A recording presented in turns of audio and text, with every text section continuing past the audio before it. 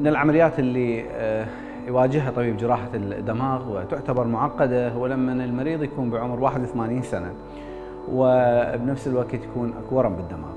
فمريضتنا عمرها 81 سنة من محافظة الديوانية وتعاني من وجود ورم في الفص الخلفي للدماغ. تعتبر هاي تشالنج، يعني تحدي للجراح وللكادر وللكادر التخدير، شلون نقدر نسوي هيك عمليه بهذا العمر؟ وفعلا هو كذلك. فناقشنا الاهل بالخطوره لهذه العمليه فوافقوا باجراء العمليه. الحمد لله تم اجراء العمليه واعتقد بوقت قياسي، تقريبا ساعتين لا ساعتين ونص تم اجراء العمليه وتم رفع الورم من الدماغ. والحمد لله المريضه وين كان طلعت للعناية المركزة بعد العملية، لكن هي كانت واعية تماما، ومجرد ثاني يوم بعد العملية طلعت من عناية مركزة إلى ردها، ويومين ثلاثة بالمستشفى ثم غادرت إلى البيت بصحة جيدة جدا ولله الحمد.